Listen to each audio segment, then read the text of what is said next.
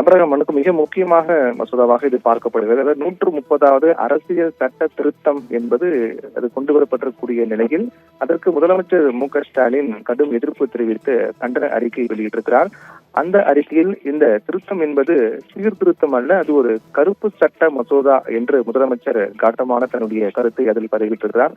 முக்கியமாக இந்த மசோதாவை பொறுத்தவரையில் இந்த சட்ட திருத்தம் என்பது நாட்டினுடைய பிரதமர் அதே போன்று மாநில முதலமைச்சர்கள் அவர்களுடைய பதவி பறிப்பு மசோதாவுக்கு முதலமைச்சர் மு.க.ஸ்டாலின் கண்டனம் தெரிவித்திருக்கிறார்.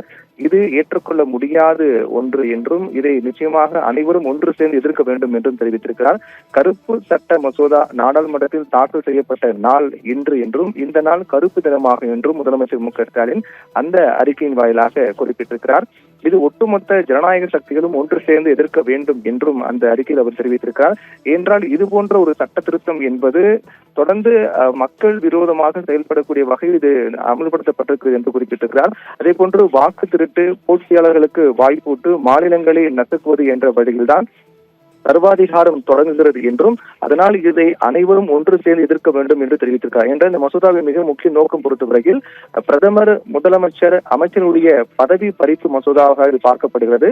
குற்ற வழக்கில் அவர்கள் கைதாகி அவர்கள் குறிப்பிட்ட நாட்களுக்கு மேலாக சிறையில் இருந்தால் அவர்கள் உடனடியாக அவர்கள் பதவி பறிக்கப்படும் என்று சொல்லப்படக்கூடிய நிலையில் இந்த சட்ட திருத்த மசோதா என்பது சீர்திருத்தம் அல்ல, அது சர்வாதிகாரம் என்று முதலமைச்சர் மு.க.ஸ்டாலின் கடுமையான கண்டனங்களை பதிவு செய்திருக்கிறார். அப்ரஹாம்.